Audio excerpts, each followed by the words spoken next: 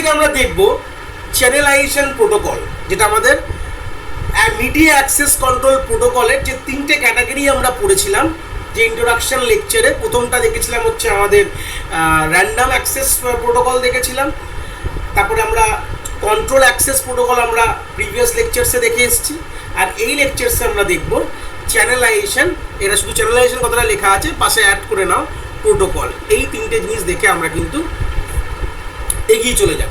তো এই লেকচারে আমরা মেনলি চ্যানেলাইজেশন প্রোটোকলকে আমাদের তিন ভাগে ভাগ করা হয়, যেটা আমি ইন্ট্রোডাকশন পোর্শনেও কিন্তু আমরা দেখেছিলাম, যেটা কিনা বলা হয়, একটাকে বলা হয় TDMA, time division multiple access, আরেকটাকে বলা হয় FDMA, frequency division multiple access, আরেকটাকে বলা হয় হচ্ছে CDMA, code division multiple access. তো এই তিনটের মধ্যে প্রথমে আগে আইডিওলজিটা ক্লিয়ার করে দিই। তো এখানে চ্যানেলাইজেশন প্রোটোকলটা কি এবং এই তার যে ডিভাইডেন্সগুলো করেছে, মানে সাব ক্যাটাগরিজগুলো কেন এসছে, সেগুলোকে প্রথমে অ্যাক্সেস করে বলে দিই। যে আমি এটা কিন্তু বেসিক যখন ইন্ট্রোডাকশন ক্ষেত্রেও বলেছিলাম, বাট এখানে আমরা ডিটেলসে আলোচনা করব, যেখানে কিনা আমাদের যে মিডিয়াটা মানে তারটা আছে, সেই তারটাকে আমরা কোনো ক্ষেত্রে ভাগ করে ফেলি। কি বললাম? কোনো ক্ষেত্রে ভাগ করে ফেলি, ডিভাইড করে ফেলি। ঠিক আছে, কী হিসাবে ডিভাইড করি? এক হতে পারে টাইম রেসপেক্টে ডিভাইড করতে পারি, এক হতে পারে ফ্রিকোয়েন্সি রেসপেক্টে ডিভাইড করতে পারি, আরেকটা হচ্ছে সিডিএমএ বলে কোডের রেসপেক্টে ডিভাইড করতে পারি। তো এই যে তিনটে সাব ক্যাটাগরির মধ্যে আমাদের সবথেকে ইম্পর্টেন্ট পোর্শন থাকে হচ্ছে সিডিএমএ, যেখান থেকে আমাদের ইউনিভার্সিটি, গেট, নেট সব জায়গায় কিন্তু কোশ্চেন আমরা পাই। তো সেই সূত্রে আমি এই লেকচারসে এই জিনিসটা করাচ্ছি না, এটাকে আমি এটার রেসপেক্টে ফিউচারে আমি সেপারেট লেকচার হিসাবে নিয়ে আসবো। বাট এই লেকচারে যেটা আমাদের বেসিক একদম থিওরি 2 মার্কসের কোশ্চেন আসতে পারে, তো সেই সূত্রে ওটাকে ডিসকাস করবো। আর ইন্ট্রোডাকশনটা তো বলেই দিলাম, তাও একটু ডিটেলসে একটু বলে দেবো। তো ইন্ট্রোডাকশনটা বলে আমি এই দুটো জিনিসকে এই লেকচারে কভার করবো। একটা হচ্ছে TDMA, time division multiple access, আর হচ্ছে FDMA, frequency division multiple access. তো আশা করি আমাদের রোড ম্যাপটা এই লেকচারসের রেসপেক্টে প্রথমেই বিগিনিংয়ে তোমাদের ক্লিয়ার হয়ে গেছে। এবার আমরা শুরু করি এর ইন্ট্রোডাকশন। তো ইন্ট্রোডাকশনের রেসপেক্টে তো আমি বলেই ফেললাম যে চ্যানেলাইজেশন প্রোটোকল কী করছে। It is a multiple access method in which the available bandwidth of a link is shared in time, frequency and code. মানে আমাদের যে টোটাল ব্যান্ডউইথটা থাকে, এই যে ব্যান্ডউইথ, এই যে B/W যেটা লিখি, একটা তারের যে ব্যান্ডউইথ, সেই ব্যান্ডউইথের রেসপেক্টে ধরে নাও টোটাল ধর তারটা এটা মোটা করে করলাম, তাহলে এই তারটা এটা, এই তারের রেসপেক্টে আমি একটা কোনোভাবে আমি ব্যান্ডউইথটাকে ডিভাইড করে ফেলেছি কোনো কারণে। ঠিক আছে, ব্যান্ডউইথটাকে ডিভাইড করেছি কীভাবে ডিভাইড করেছি? হয় টাইমের রেসপেক্টে, হয় ফ্রিকোয়েন্সি রেসপেক্টে, হয় কোডের রেসপেক্টে। তো ফার্স্ট যেটা আমাদের বলছে ফ্রিকোয়েন্সি ডিভিশন মাল্টিপল অ্যাক্সেস, এটা কী হবে, কী কাজ করে, সেটাকে প্রথমে আগে এটা ক্লিয়ার করব। বলছে the available bandwidth is divided into frequency band, মানে কিছু ফ্রিকোয়েন্সি ব্যান্ডে কিন্তু আমাদের ব্যান্ডউইথটা ডিভাইড করেছে। Each station is allocate a band to send the data and it belong to the station in all the time. মানে কথাটার মানে কি, ধরে নাও আমাদের নেটওয়ার্কে বোঝার জন্য যদি বলি, তার রয়েছে এখানে ধরে নাও 4টে স্টেশনের কথা আমি বলা আছে। কি বললাম? 4টে স্টেশনের কথা বলা আছে, স্টেশন 1, 2, 3, 4। তো প্রত্যেকটা স্টেশনকে আমি একটা সার্টেন ফ্রিকোয়েন্সি ব্যান্ড বা ফ্রিকোয়েন্সি অ্যালট করা আছে। ধরে নাও স্টেশন 1 5 ফ্রিকোয়েন্সি ব্যান্ডে কাজ করবে, স্টেশন 2 6 ফ্রিকোয়েন্সি ব্যান্ডে কাজ করবে, স্টেশন 3 8 ফ্রিকোয়েন্সি ব্যান্ড এবং স্টেশন 4 10 ফ্রিকোয়েন্সি ব্যান্ডে কাজ করবে। যে জন্য ছবিটা এখানে বলে দেওয়া হয়েছে যে আমাদের এই গ্রাফটা এটাই বলছে যে অ্যাভেলেবেল ব্যান্ডউইথটা আমরা 4টে ফ্রিকোয়েন্সি ব্যান্ডে কিন্তু ডিভাইড করে ফেলেছি, এবং এই ফ্রিকোয়েন্সি ব্যান্ডগুলো কিন্তু আমরা প্রত্যেকটি স্টেশনকে অ্যালট করে দেওয়া আছে। তার মানে কি হচ্ছে?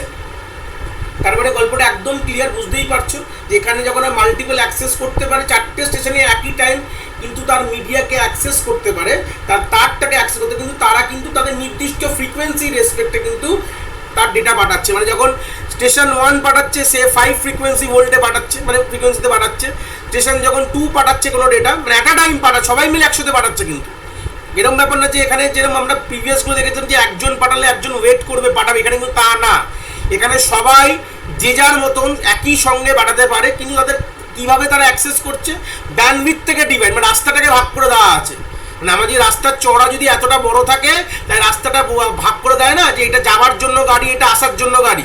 টোটাল রাস্তাটার চওড়াটা যদি এইটা ধরে নাও এক্স ধরে নাও, তাহলে x/2 হচ্ছে যে যাওয়ার জন্য রাখলাম, আর এই x/2 হচ্ছে আসার জন্য, মানে 50-50 এখানে ভাগ করে দিই আমরা রাস্তাটাকে। কিন্তু এই ক্ষেত্রে বলছে যে ফ্রিকোয়েন্সি রেসপেক্টে আমি 4 ভাগ করে দিয়েছি রাস্তাটাকে। তো যখন স্টেশন 1 তাহলে এই ব্যান্ডউইথের ফ্রিকোয়েন্সিতে পাঠাচ্ছে, স্টেশন 2 ধরো না এই ব্যান্ডউইথের, মানে এটা আমি নিচ থেকে করেছি, স্টেশন 1 এই ব্যান্ডউইথে পাঠাচ্ছে, 2 এটাতে পাঠাচ্ছে, 3 এটাতে পাঠাচ্ছে, 4 এটাতে পাঠাচ্ছে। তো এইভাবে জিনিসটাকে ওরা কাজটা করতে পারে, যেখানে কিনা অবভিয়াসলি ব্যান্ডউইথ কিন্তু অনেকটা কমে যায়।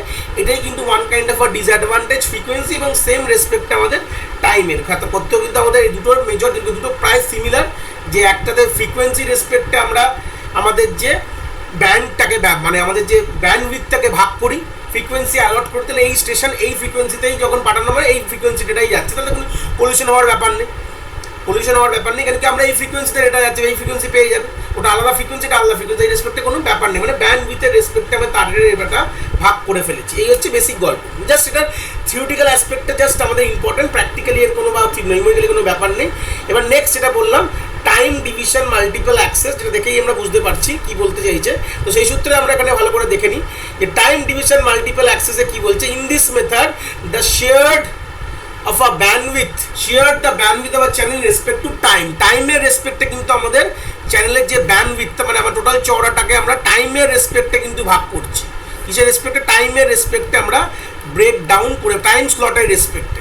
বলছে ইচ স্টেশন ইজ অ্যালোকেটেড আর time slot during it can which send the data. মানে গল্পটা যদি সিম্পল ভাবো যে আমাদের একটা টাইম স্লট অ্যালোকেট করেছে, আমাদের 4টে স্টেশন আছে ধরে নাও, আমি সিম্পল কথা বলছি, 4টে স্টেশনকে আমাদের টাইম স্লটে ভাগ করে দেওয়া হয়েছে। ধরে নাও আমি যেরকম নর্মাল বলি যে 4টে থেকে 5টা ধরে নাও স্টেশন এ ডেটা সেন্ড করবে, 5টা থেকে 6টা স্টেশন বি সেন্ড করবে, 6টা থেকে 7টা স্টেশন সি করবে, আর 7টা থেকে 8টা স্টেশন আমাদের কি বললাম আমাদের ডি করবে। আবার 8টার পর থেকে আবার চলে আসলো যে 8টা থেকে 9টা এ করবে, 9টা থেকে 10টা বি করবে, 10টা থেকে 11টা সি করবে, 11টা থেকে 12টা ডি করবে। এইভাবে সারাদিনে 24 ঘন্টা যদি থাকে, 24 ঘন্টাকে এইভাবে ভাগ করে দেওয়া আছে। মানে প্রত্যেকটি সেশনকে তাদের একটা স্লট টাইম দিয়ে দেওয়া হয়েছে, সেই স্লটেই তারা ডেটা পাঠাবে। তাহলে তো কোনো কলিশনের কোনো ব্যাপার নেই।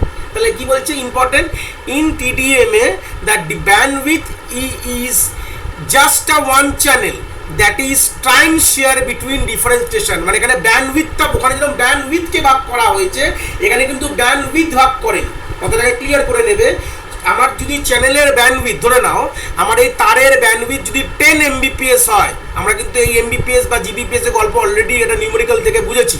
তো যদি আমাদের ব্যান্ডউইথ 10 Mbps হয় তাহলে কিন্তু প্রত্যেকটি স্টেশন কিন্তু 10 Mbpsই অ্যাক্সেস করছে, বাট সময় ভাগ করে দেওয়া রয়েছে। সময় কথাটার মানে যখন স্টেশন এ যখন অ্যাক্সেস করবে একটা সার্টেন টাইম কিছু বলে দেওয়া রয়েছে, যে যেটা আমি আমার এক্সাম্পলে বললাম 4টে থেকে 5টা অ্যালট করা আছে, 8টা থেকে 9টা অ্যালট করা আছে, যে স্টেশন এই কিন্তু আমরা কাজ নেবে। যদি আমি যেরকম সিম্পল যদি বলি, আমার যে ক্লাস টাইমিংগুলো আমি ভাগ করে নিলাম, বা আমাদের এরকম হতে পারে যখন কলেজে পড়ি আমাদের প্রত্যেকটি যেটা টাইম টেবিল দেওয়া হয়, যে কোনো টিচার যে কোনো সময় ক্লাস নিতে আসে না, তাদের কিন্তু টাইম টেবিল অ্যালটমেন্ট প্রথমেই মানে আমাদের যে সেমিস্টারে প্রথমেই দিয়ে দেওয়া হয়, যে ফার্স্ট ক্লাস হবে নেটওয়ার্কিং, সেকেন্ড ক্লাস হবে আমাদের data structure, third class operating system, এরকম কিন্তু আমাদের অ্যালটমেন্ট করে দেওয়া থাকে প্রত্যেকটা সপ্তাহ বা প্রত্যেক দিনের।